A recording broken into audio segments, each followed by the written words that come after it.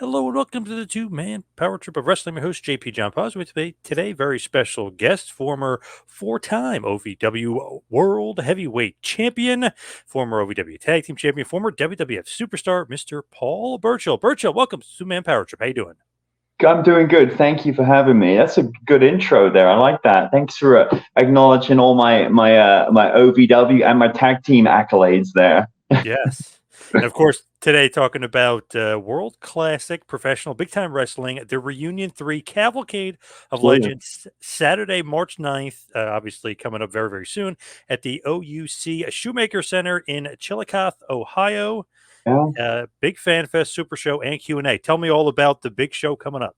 Pretty excited about it, actually. I attended the one back in September, and actually, how it came about was a friend of mine, Brian Asbury. We had done a podcast together, a bit before that, and he had contacted me about doing the signing, and I kind of never really wanted to do those over the years. I kind of stayed away from them, and just wasn't, I just kind of wasn't.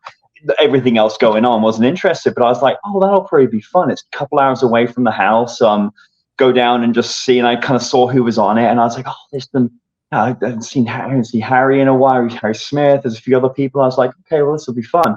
And then I noticed there was a show, and I kind of had reached out and thought that might be something to do.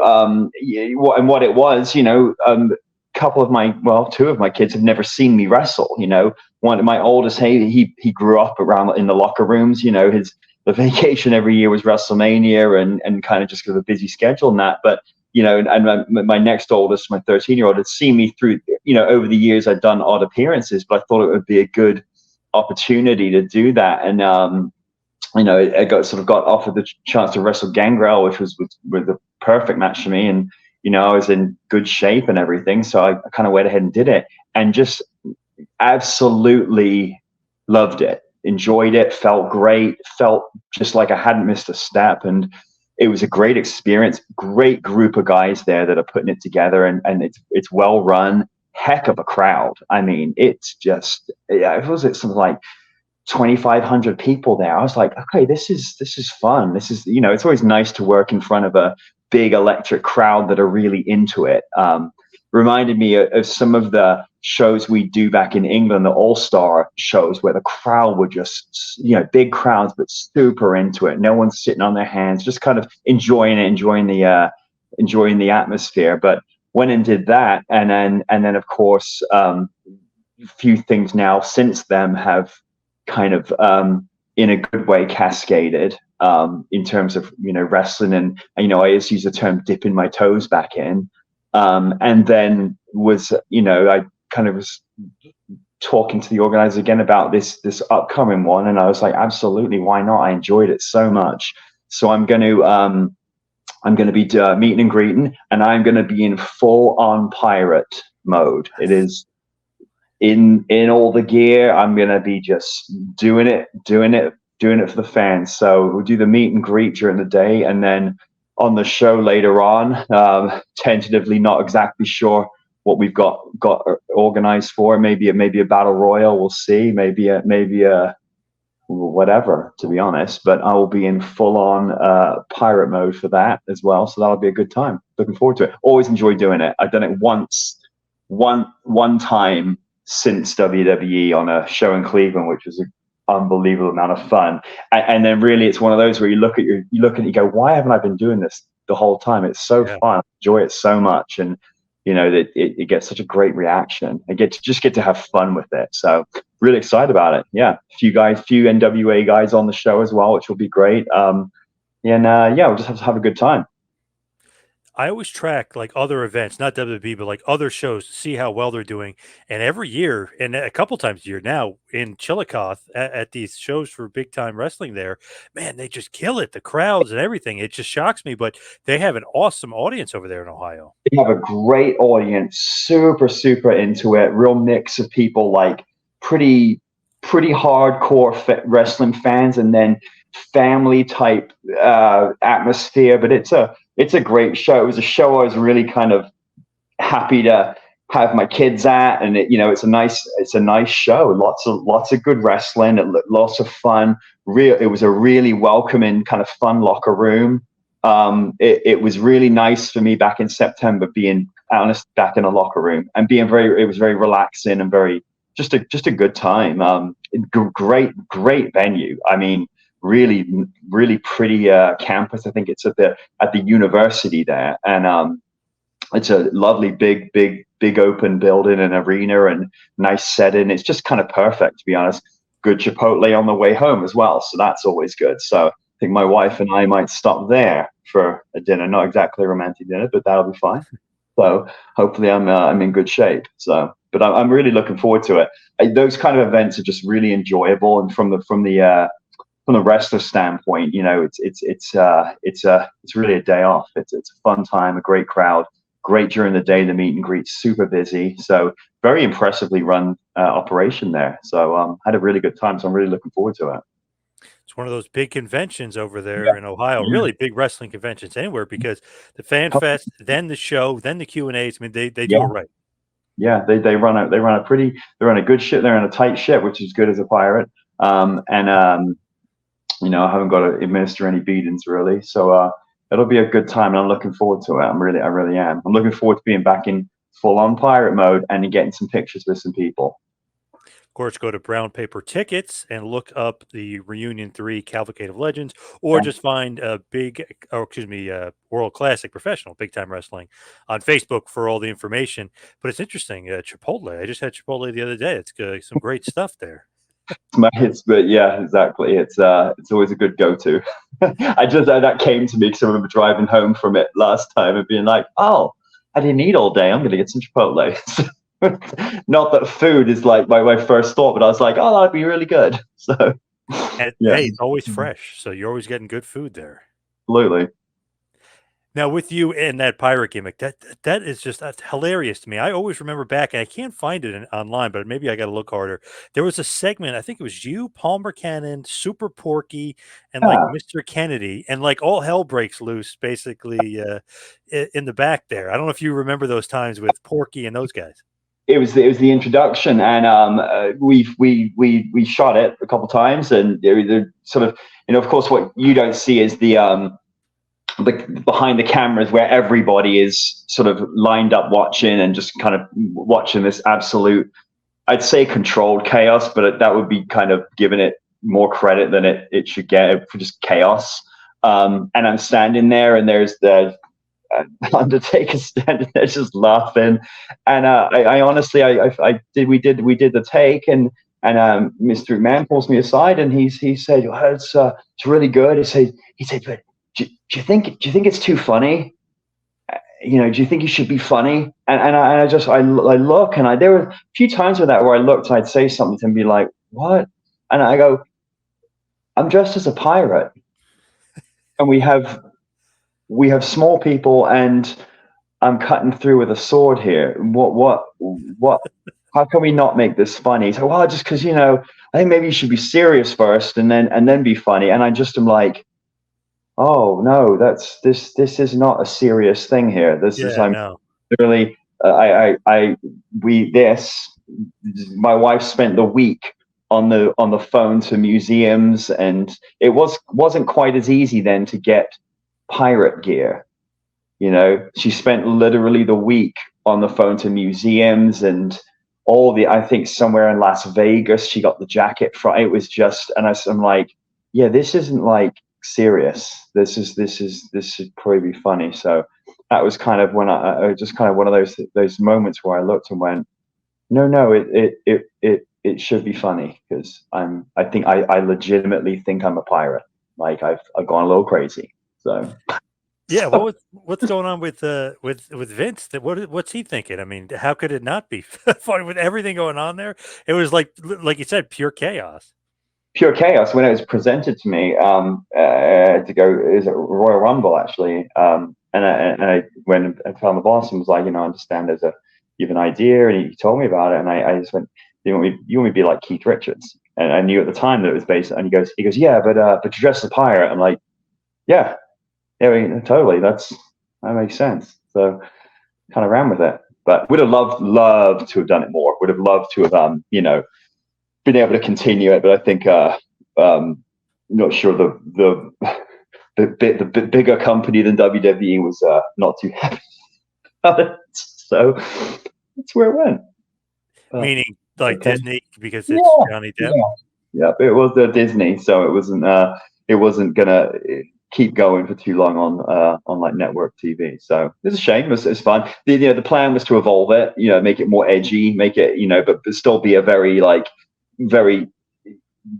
child and directed character, you know, just a fun kind of underneath babyface one there. You know, I you know, it's a lot of the time, and you know, a lot you see stuff now and you're like, oh man, that's well planned out. At the time, you know, a lot of things were just kind of on the fly and you weren't communicated to with a lot of things. I mean, the rope, the entrance on the rope, I had no idea of that until the day I was doing it, and someone comes to the locker room and goes, man, your rope's awesome. And I thought he was ribbing me, and I'm like, what are you talking about? He's like, this is your rope. I'm like, I haven't got a rope. It's like, and I walk out to the arena and there's this 75-foot rope hanging from the ceiling. And I'm like, oh, I really do have a rope. Cool. And went and did it, burned my hands the first time going. That's where I realized that you had to wear gloves as you fast rope down. But yeah, that was kind of how things were kind of going. It was fun. Good time. Enjoyed it. What was the experience like with the rope, though? Were you scared after they told you, yeah, hey, there's another rope, you got to do it? So you had to go into the back, and there was a part in the back where Ray would go, was kind of his to go to do his jump up through the stage there. So that's where I kind of go through, and there was literally like a janky ladder up behind the thing. I mean, I was like, oh, this is so OSHA safe, I'm sure. Obviously, I wasn't aware of that at the time, but I was like, I'm not sure we've passed all the inspections here. But I would go stand up, and I used to joke and go, oh, you're killing my pop, because I had to stand up there for about a minute so the crowd would see me, and then it would pan to me and I'd do the entrance there. But you just had to, each arena was completely different, so it depended on the length of the height of the roof, the ceiling. So because they would drop it from the ceiling, whatever arena it was. So depending on the height of that ceiling as to like how long that rope was, so you didn't know until you swung out how you were going to time it to land on the walkway as opposed to in the middle of the crowd. And some of them were longer, like you had to kind of push off and swing out and over. So that was always a thing. And I just kind of, just for fun, used to just wing it live as opposed to practicing it. I just used to be like, we'll just see how this goes. And I would just fast rope down and drop down to the floor. So yeah, it always went well. My favorite was coming off a double-decker bus at Wembley. That was cool. Completely unsafe when I think about it now. I'm like, well, gosh, I could have really actually not have survived that. That was quite a different experience. So, but it was fun times. We enjoyed it. So it's almost like it looks awesome. It could be cool, but it's not necessarily the safest thing in the world. Disaster strikes, yeah, basically. But I enjoyed it. It was different and everything, and yeah, it was kind of cool, because that was always the joke. Oh, you should swing in from the ring. I couldn't quite work out how they would do that, how that was going to be possible. Because you think of like swinging into the ring, you know. I always thought like a we call them death slides, but like one of the things you slide along would have been cool, and kind of like Suicide used to do, you know, in TNA. Yeah, until I realized their idea was much better and much safer, and less chance of going wrong. So I was fine with the rope there, but it was cool. I really enjoyed it. But yeah, it was just more fun to wing it at the time and see how things turned out, see where I landed there. Right, so, right. It's like the American Gladiators had that track that you can go across. That's right, exactly. Now, where does that actually come from? Like the pirate gimmick itself, like you said, somebody just brought it up to you, or like whose idea is it? Where does it kind of emanate from? I was with Steve Regal tagging together, and we were kind of in a bit of a, I'd say like loaded tag division, and we were kind of there but not really involved in anything particularly. Sort of Eminem were the sort of the main bad guy team and that, and so kind of pecking order wise, we were in there sort of a worker team, and I would have liked to have done that longer.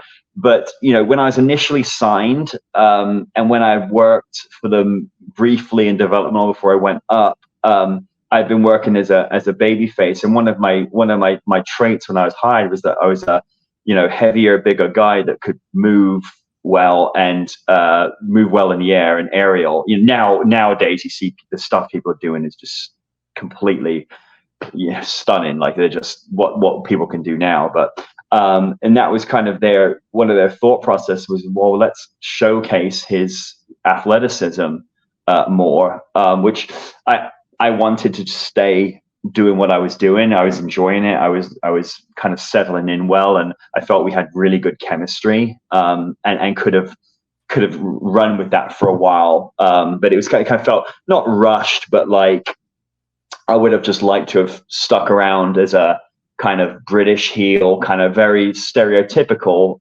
But it was fun because I was with Steve Regal, who was just great to work with, great to have as a partner, great to have sort of in your corner and obviously get advice from.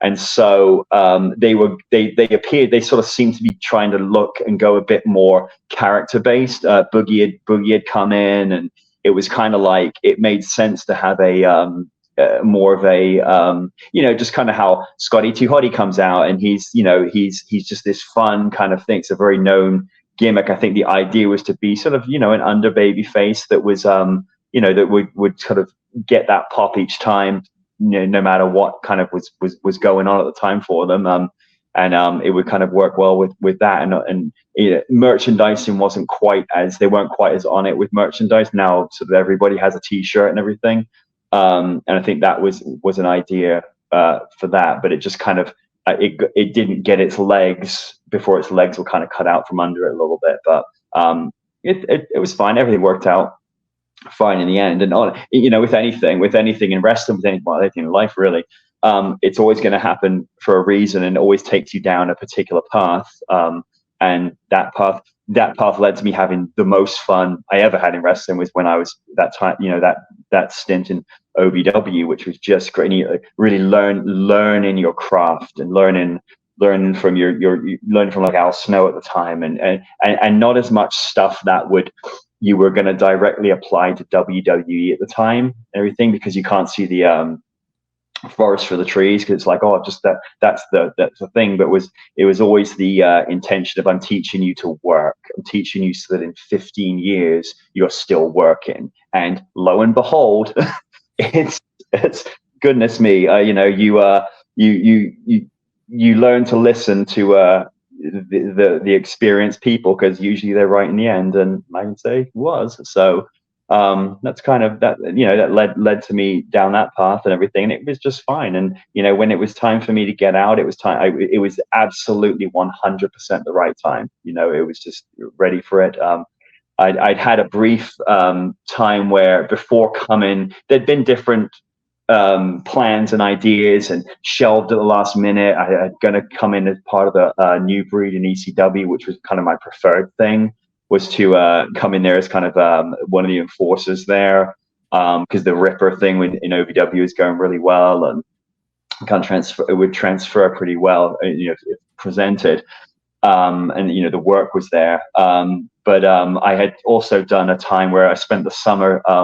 I think it was with the SmackDown brand. It was myself and Dave Taylor tagging together for the whole time. We did a couple of international tours. That was fantastic. First off, just a wonderful person, great person to wrestle with, to travel with. Just not even the knowledge is unbelievable. Just as a person, as how much fun you have. But how much fun we had in the ring, and how easy it was. We would literally just insert babyface team, whether it was Festus or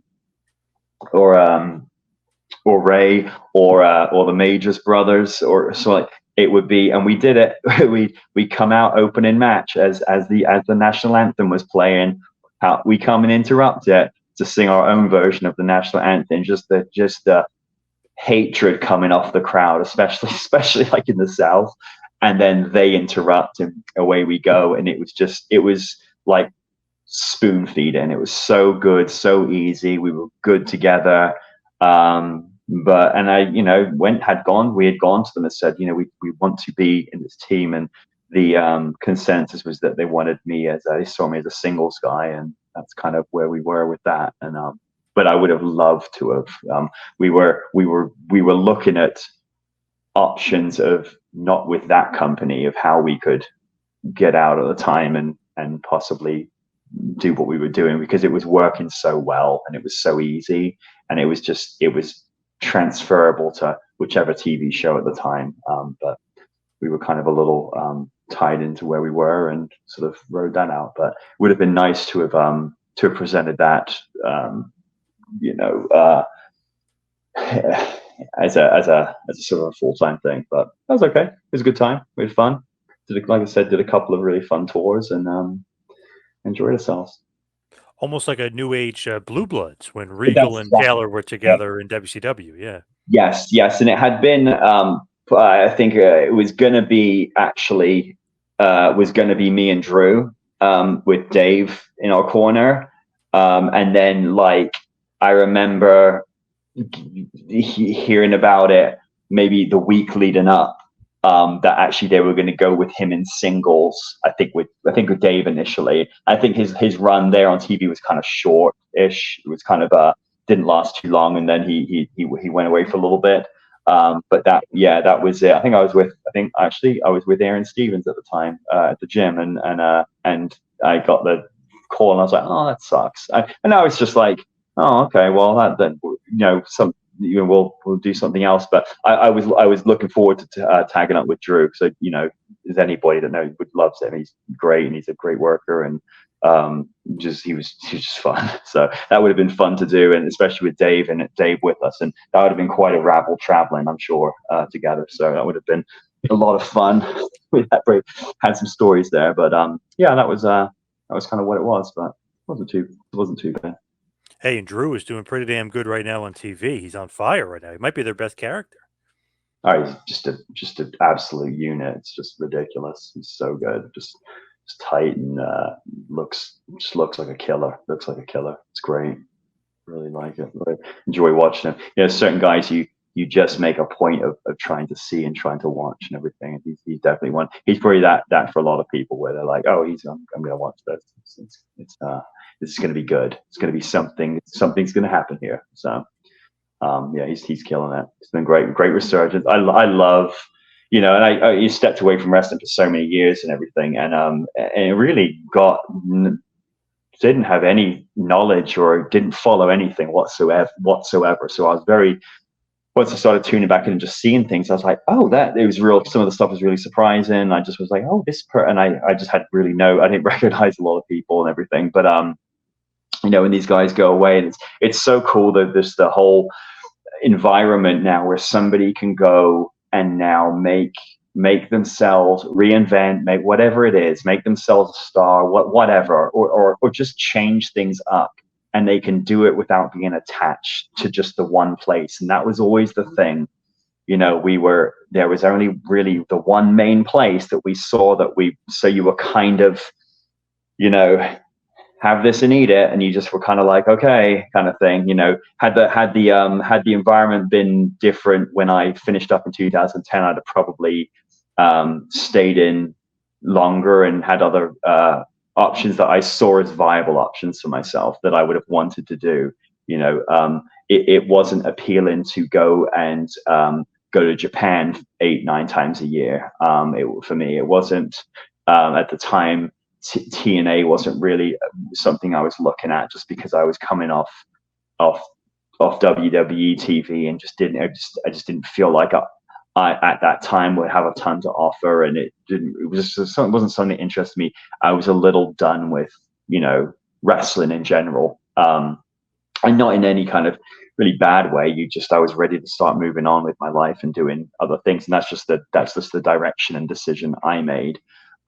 But now you see, you know, I was in Fort Lauderdale for NWA maybe a month ago, and I caught up with Matt Cardona, who we were real close in WWE, and I was just like, I'm just killing it, doing great, everything. But guys do that, you know, like Drew had done that, where, you know, you're cast aside and you're kind of not needed, and then you make them want you. And he's another example of that, of like, they have to have him, you know. It's really cool that there's the amount of work for people out there and experience getting on TV. Like, you know, I go to the NWA TV tapings now, and it's so well run and so professional and such a breath of fresh air. And, you know, for me and some of the guys that were, say, in WWE together, we're you know, and it took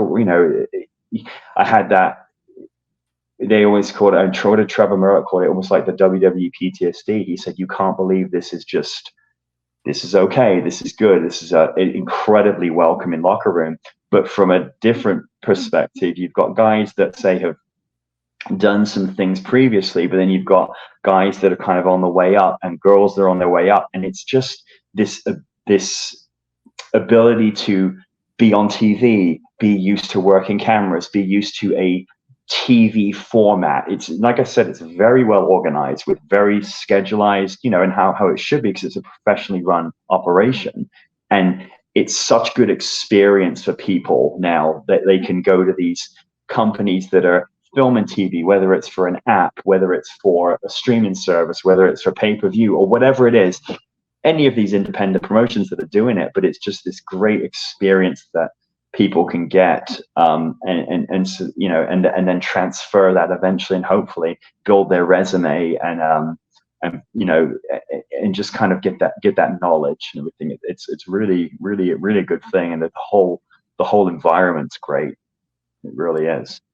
Just talking to my buddy last night, Dr. Tom Pritchard. We were talking about the NWA on the CW app, how easy it is. Because sometimes Peacock, when you go on there for WWE, you're like, oh God, which one is it? And what year? And like, I don't know, it's a pain in the ass. But I was just fooling around with which is free, by the way. And I'm going, oh, Premier League or Premier League. I'm going to watch Premier League. So when the times when I do get to, I'll be like, yeah, I'm going to watch football. Yep. So it's great. CW app, it's free. Like, they literally, you take 2 seconds, download the app. I mean, why wouldn't you? Then you've got it. You can, Tuesday morning, it comes on around 9 o'clock, and you've got it, and you just sit and watch it. It's just cool. It's just a completely different look.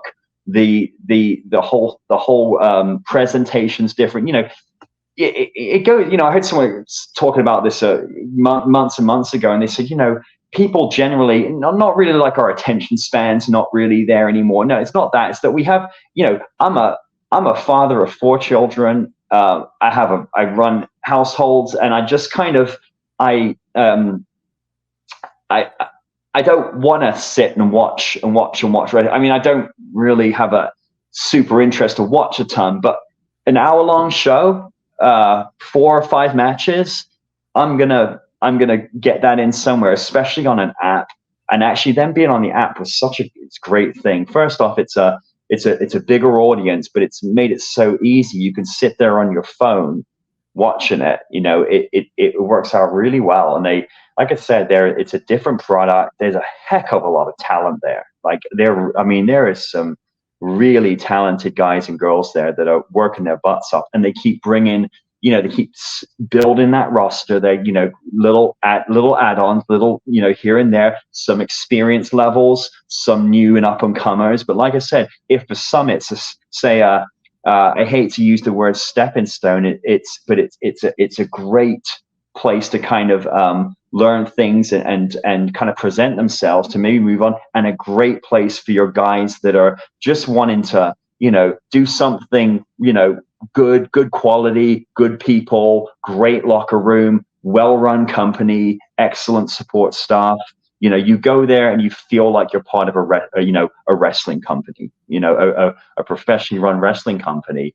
It's really good. I would push anybody to seek it out and give it a try. It's different. It's the way it's presented. You've got the grittiness, and it feels like an NWA event there.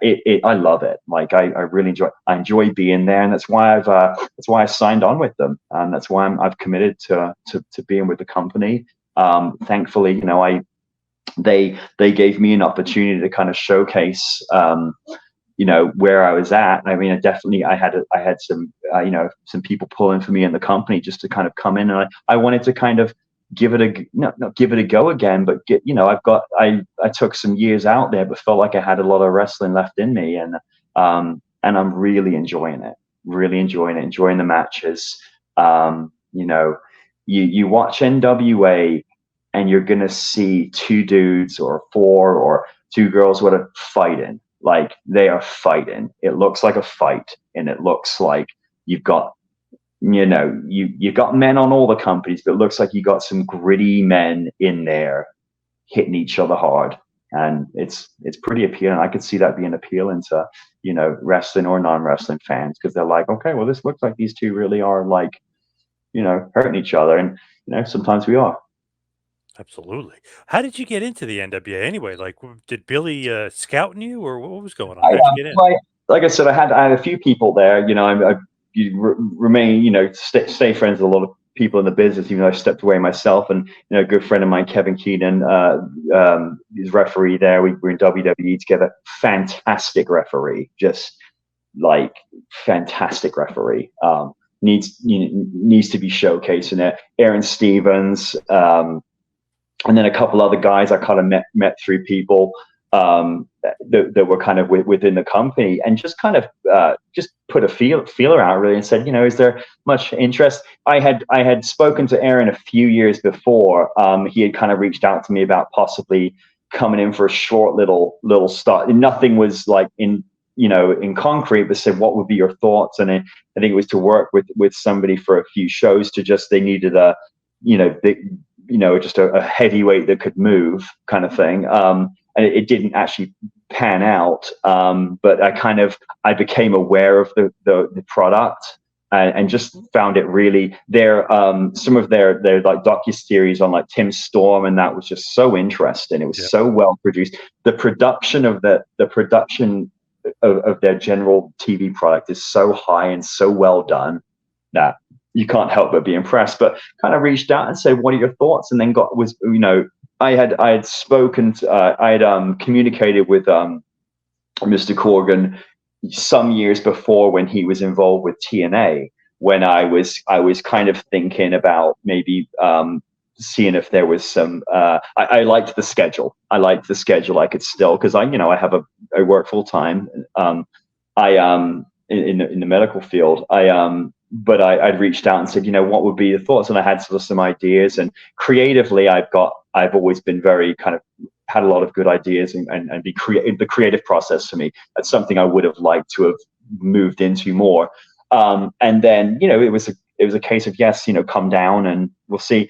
At the time, the timing wasn't going to be right. Actually, funny enough, my wife was in the latter stages of one of the pregnancies, so I was like, it's just not the time to be doing this. I was sort of in some pretty heavy schooling at the time, so I just kind of was like, no, I don't think so. I think I'm just going to kind of, I don't need to scratch that itch, and then just let it go away. And then I reached out to Mr. Corgan again, and he's so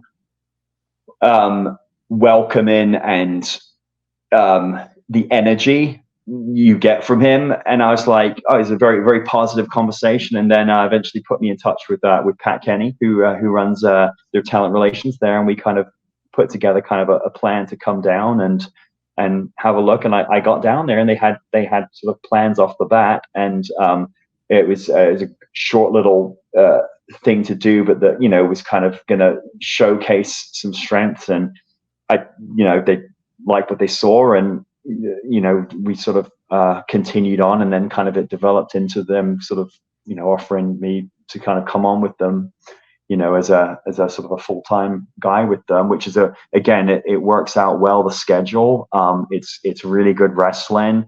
It's, like I said, a great company to work for, and very well run. And like I said, all of the people that you deal with that off camera are just so professional, and it's just a well run ship. And we've got in 2 weeks' time, Dothan, Alabama. We've got our Hard Times TV tape in there. Used to be a pay-per-view, but it's now they'll tape those for their TV show. Power on it will be on Tuesdays on the CW app. So going into that, that'll be a fun time. So I got that in a couple weeks. It's apparently like Dothan's a big NWA town, and I know off the bat they sold a very high amount of tickets, and anybody wants tickets, nwliveevents.com, just so you know. But that's going to be a big one. I think apparently it's a beautiful arena in there, so it's going to look really nice on TV. No idea what I have coming up there. We just filmed about a month ago, 5 weeks ago, I think it was, at Fort Lauderdale, and the next day we filmed in Tampa for our Power tapings there. So we got those coming up, and I think they'll lead into that event. So I think everything will just kind of flow in together. And then I believe we got we'll be in Tampa in April. I think April 13th, I think, in Tampa for a Power taping. And then they've got the Crockett Cup coming up, which is the big 2-day tag tournament, and then NWA 76. I believe it's at the end of August, and they're both at cities that they haven't been held in before. They haven't run in before. So I think they're pretty excited about where they're going to be. We don't know, but I think it'll be somewhere pretty cool. So we're looking forward to that. Good bit coming up with them and everything. So, we're pretty excited, and just see kind of what's in the works for them. And like I said, they're constantly adding to that roster. They're adding, and they're very, they'll it seems like they'll cherry pick, this person in and bring them in, and we'll see somebody and we're like, oh, they'd work really well here. So, I'll just while I'm there and I'm still of use, I absolutely will continue with what I'm doing. We'll just see how that goes and everything. But they have their 3 now territories now, so they're bringing back that territory system. They've got NWA Chicago have their first event on the 8th of March. You've got Exodus Pro out of Cleveland, and you've got NWA JCP, which is out in the south there, sort of the Knoxville kind of out that Tennessee area there. So it's all coming together for them. I think there's plans, and I always tell people, give it a shot. Go just tune in and see what you think. So it's really nice to be part of it. And again, it like I use the term dipping my toes back in, and it's fun. It's fun, and as long as I keep enjoying it, I'll keep doing it. And there's a hidden gem. I feel like they're the national heavyweight champion, Silas Mason, who is kind of the next Terry Gordy, if you will. Although if you look at Iron Claw, he played Terry Gordy, obviously. But I love him. I feel like hidden gem, big monster guy. Good Lord. I was talking to him a month ago, and we worked with each other, and here's one I'd seen and been like, I would love to work with him. I just love big, throws lumber, just hard hitting, just really great character. I said to him, you're my wife's second favorite wrestler. I said, you might be almost first. But he hits hard. He is very, very talented and hungry, and working hard. I know he's March 8th in Chicago. He's on that event. I know he does a lot with JCP. He's going to be one that's going to be hard to knock off the top of the mountain there with that national heavyweight title. It's him and I had a heck of a physical match. I'll tell you, I'm still like feeling some of the after effects of that, and was definitely feeling it the next day.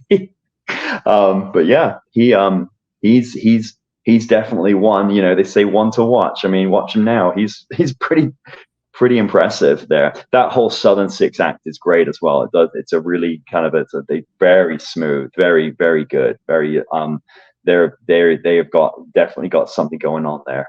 But there's a lot of talent there, but he's not the only hidden gem there. That's what I say to people. I say, watch that. You have guys with the experience level, like, any roster that has like a Trevor Murdoch and Mike Knox, and then you've got like Mecha Wolf, who's worked everywhere. You got Colby Carino, who, you think of Colby Carino being like, oh, he's been around like 15 years. I mean, he's knows what he's doing. It's just a lot of really good talent there. You know, you got Aaron Stevens, you got Blunt Force Trauma, I mean, it's just so many people and just so many good workers there, and the people that are working for the good of making the company more and everything. It's really impressive. Now, just changing gears for a second, because I know you were obviously big time, a four-time OVW champion. I mean, you were there for a couple of years. You know, you obviously know that land very well down there in Ohio Valley. But have Yeah. you watched Wrestlers at all? Have you watched that documentary on Netflix about OVW? I haven't seen it, no, and that's terrible. I haven't seen it. I just don't watch a lot of TV. I don't get the chance to. I'm sure at some point I'll watch it. I heard it was very good. You know, my cousin and many other people have seen it, so it's excellent and everything. So I know as a company they're killing it. Like it is there. You see week after week after week the stuff they're putting on and the people they're using and bringing in and the talent. You know, it's very, very, very impressive there. Like they're really making that into one of the places to be. And again, it's another example of go there and work on TV. Go and like, that's where we all learned to do it. That's where we learned more of that territory style of work, because when I was down there, we were working 3 or 4 house shows a week and doing TV. So we were pretty busy, you know, but you were going, you know, when I was the heavyweight champ, you know, you're going 35, 40 minutes each night, you know, and you're going with like fantastic guys. You know, you're in with Sean Spears one night, or you're tagging myself and Stu or Wade Barrett, you know, against Colt Cabana or Matt Seidel. It was all these different situations you could be in where you were just getting better and better and better. And you get better by being in with people that are as good or better than you. That's how you get good. But you watch the stuff on OVW and you're like, this is really, really good.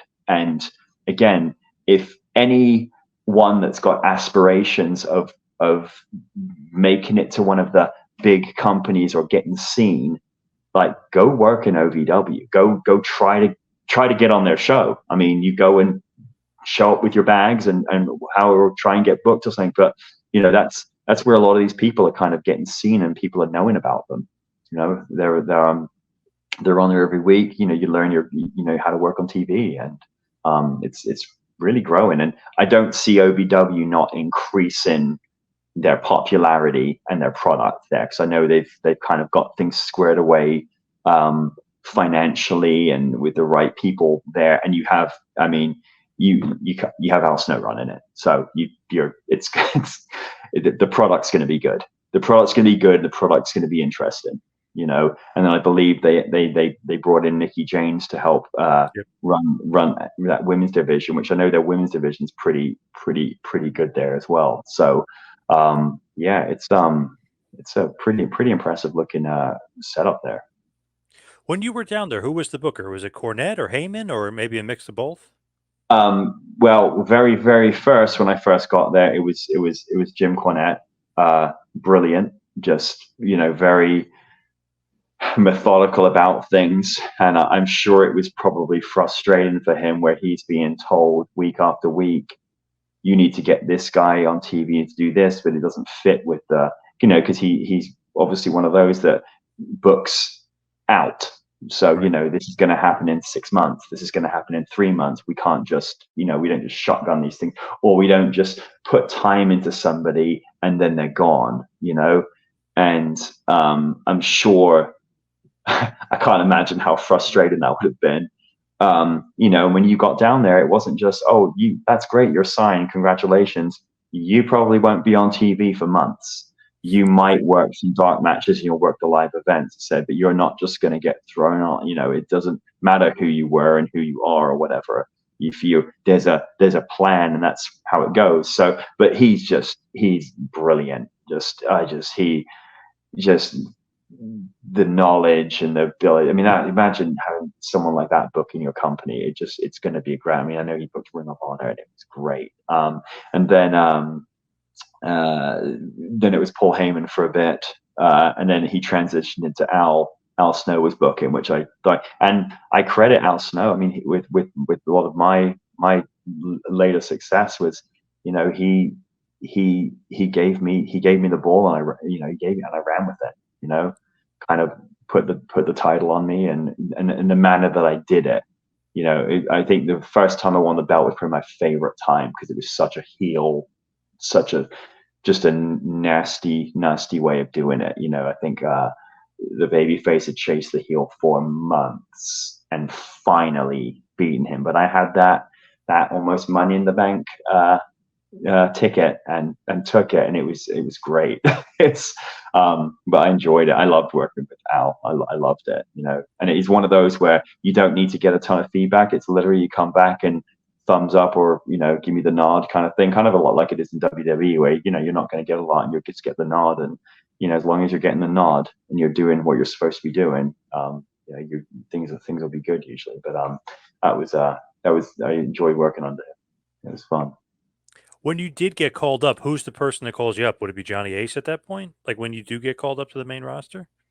It's just at different times. I mean, you sometimes you'll just get, at the time, like Howard Finkel would call you and say, you have travel for this week. Right. And you said, so a lot of time you're getting called up, but you don't know you're getting called up. You're just coming to TV, or you're just being on the road. So you'd come off a series of house shows, and then be at the TV event, and then they'll come up to you at 5 o'clock in the afternoon. Oh, you're going to debut tonight, or you're going to doing this tonight. And they'd be very kind of laissez-faire about it, which you were just like, okay. But there oftentimes wasn't a ton of, and that, to me, it never felt like there was a lot of thought put into it. It's just like it got brought up in the meeting. Okay, let's add it in, kind of thing. It kind of went like that, you know. But, you know, sometimes you just got to go fly, and that's part of wrestling. I mean, if you can't you know, do anything on the fly, you know, that's the art of it. You've got to, you know, okay, this is what we got to do. You got 2 minutes, and I need you to tell the story, and you start talking, and you just start talking. We do it at NWA a lot. It's just these on the fly at the podium or in front of the camera with the interviewer.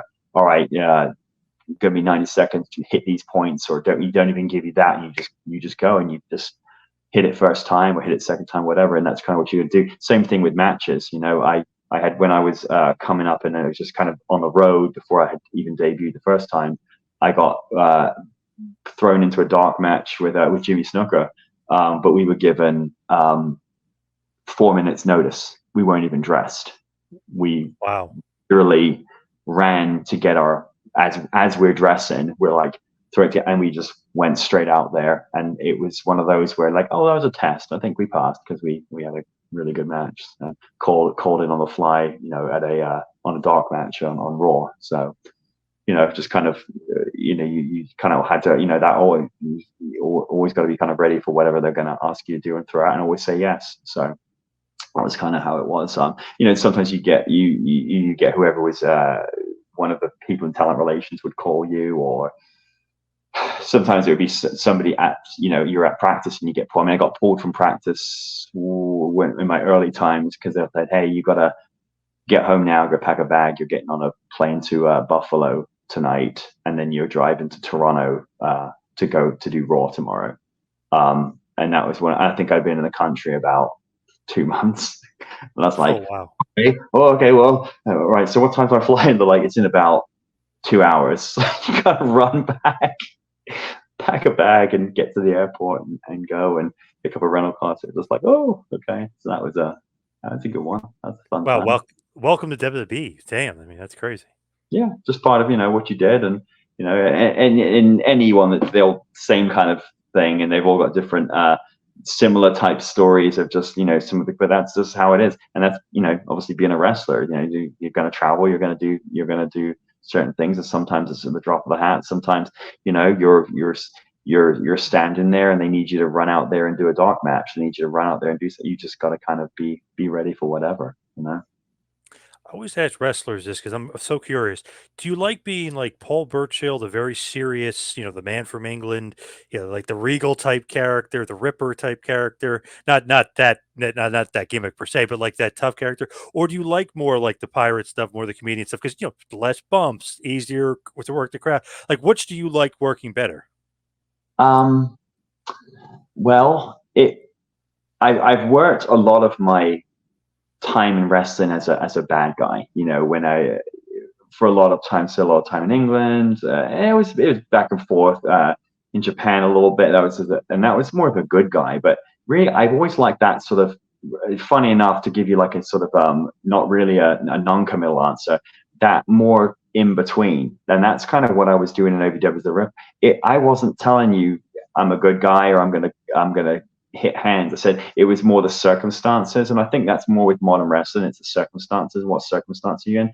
You know, and I think a mistake I made when I first became the Pirate was I was like, oh, I have to be a babyface. I have to work like a babyface.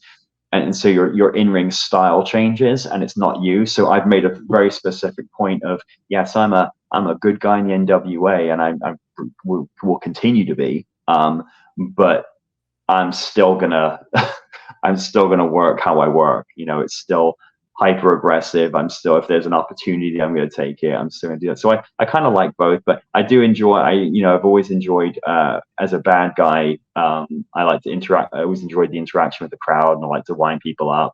And I think I work well as a bad guy because of my aggression. I injured my knee while in WWE right at the start of the Pirate thing, and it kind of changed my in-ring style, and I had to almost do a 180 with my style. And I just turned up the aggression like tenfold, and I think it stood out. So I enjoy it, but then I enjoy doing, like, as the Pirate, like, I am looking forward to the 9th of March at Chillicothe, being the Pirate and just enjoying it and embracing it.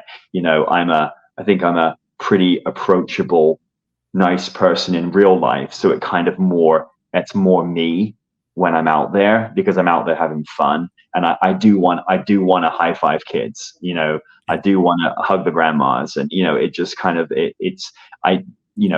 definitely plays more into my actual personality. And my stuff in the NWA, you know, it kind of is a nice bridge to that, where I'm not glad hand in and everything, but what I'm going to do, I'm going to try and get the audiences and the crowd and the watching people's respect. And that's kind of where I'm coming from. You know, I want to get your respect, and I want to get you to, you know, be behind me because of who I say I am and who I'm being and how I'm working. So that's kind of the plan. I got a little black things going to the side there, on my screen, but yeah, that's kind of more, you know, I'm trying to, you know, it's kind of coming at it from an aspect of, you don't know me. I've been away a long time, you know, for a lot of them, they wouldn't know my past stuff, or if they did, oh yeah, him. I'm trying to now, I've started from sort of, from ground zero, and I'm trying to, you know, get people to get behind me and respect me. And I'm trying to do it through my work there. So, that's kind of, and what I'm going to tell you I'm all about. You know, my whole reason for wanting to, you know, get back into some wrestling to an extent was, you know, I want my kids to, I wanted a different legacy of wrestling. I don't look back at a lot of my WWE time, I'm like, oh, I really hit my potential. No. And I walked away. I kind of left the business before, you know, I kind of reached that potential at maybe my peak years. So I'm kind of trying to kind of rewrite a bit of my wrestling story and my journey. And the NWA has been absolutely perfect for that. As we hit the wind down and head towards the finish, if somebody wanted to look you up on YouTube, which I know is obviously the most popular thing to do these days, and they want to say, hey, playlist of your best matches, what matches should they be looking up for Paul Burchill? I would say probably, I remember at a time where things started to kind of change for me. I'd managed to get myself onto ECW, which is where I wanted to be. Freddie Prinze Jr. was writing for us at the time, and he had pushed very hard for me. And he came in, and we were like, oh, it's, you know, he was writing for us, and very nice guy, very knowledgeable. And it was stunning, his knowledge of your wrestling history. He's talking about all this stuff in England and OVW, and I'm like, he's like, yeah, you're doing this right now in OVW. And I'm like, this guy's really like up on his, like, he really this is like a fan and a guy that like knows wrestling, but he said, ECW, and I'm like, yes, please get me to ECW, which a lot were like, oh, ECW. And I'm like, I want to be somewhere where I'm showcased and I've got time. And I managed to get over there, and I was doing a backstage promo every week. I would do something and I would have a match, and a lengthy match, and I'm working with Christian, or I'm working with different people, and I'm like, this is great because I'm getting to do, this isn't a 6-minute match that's being cut to 2 minutes. I'm getting time here, and I'm really getting to show, Stephanie McMahon was producing all of my backstage promos, and all of the interactions. So I was it was going really well. And I just was really hitting my stride. I'd hit my stride again as a worker, like I was in like a zone. And I remember then they brought me to England to wrestle Evan Bourne, who was kind of real hot at the time as a baby face, and was really kind of on an upward trajectory. And I was definitely being positioned as that guy, I guess, under the main event that you got to go through, kind of, you're going to go through a war kind of thing, which was a great position, because I always saw myself as a good utility roster member, and I'm gonna look after you. It's gonna look good. It's gonna feel good. You're gonna go through a war. And I wrestled him. We went out there at Wembley O2 Arena, and I think we went out with like 11 minutes or something like that, maybe 9 minutes, 11 minutes, and we're kind of coming into sort of we're getting ready to kind of start closing things down. And the referee is like, you guys have got 4 more minutes. And he just kept adding time. We went like 26 minutes, I believe, in the end, from what we thought. So it was just kept just adding and going on the fly and going to this match. And I guess Vince was in the back. He was enjoying it so much. He just kept adding time. And I'm just beating the hell out of him, and I mean, I'm killing him. And I just remember it was just great feeling. I got in the back, and he stood up, and he's like, you were like, he's the best compliment. He said, you were like a shark attacking out there. And I was like, that's what I'm going for. And then the next week we're at Madison Square Garden, and we wrestle each other again on Superstars. And it was a few weeks later, and one of the most senior wrestlers had come up to me, and we're talking. He said, apparently you're right on there. You're heading up. And he said, do you know why you wrestled Evan Bourne for the second time in a week, the other week at Madison Square Garden? I was like, no. He said Vince, apparently said in the meeting, he enjoyed the match so much, he just wanted to see it again. Like, wow, awesome. Okay. And then, so that was where things were really turning for me as a worker there and everything. So it was great, and I really was enjoying things. And then I worked with Hurricane, which was a fantastic time working together, and our mask versus career match in Philadelphia was match too. Yeah, really good match. We just gelled well together. Hot crowd, nice angle and everything. Some of that sort of stuff was good. And then if you're seeing stuff though, CW app, NWA. Yes, check that out. Yes. Of course, NWA, the CW app, but got to mention World Classic Professional Big Time Wrestling, the Reunion 3 Cavalcade of Legends, Saturday, March 9th at the OUC Shoemaker Center in Chillicothe, Ohio, right there. I'll be doing meet and greets, pictures, signing stuff, taking pictures. I'll have a cool backdrop and everything, so it'll be a nice picture to get, and I'll be in all my pirate stuff. And then later in the show, hopefully some people to high five me. Yes. Check it out on Facebook, of course, for Big Time Wrestling Reunion 3 Cavalcade of Legends, or go to brownpapertickets.com. Where can everybody find you, by the way? Where are you on socials? I see Instagram. Where else? Yep, at Real Burchill. And then I do have Facebook. I had to put up the link there. Do you know what? My son runs all of that, and I'm not sure of what the actual thing is for it, but I'll put it all up. But at Chillicothe, I know I'm going to have information on how to access all of that, and merchandise, T-shirts.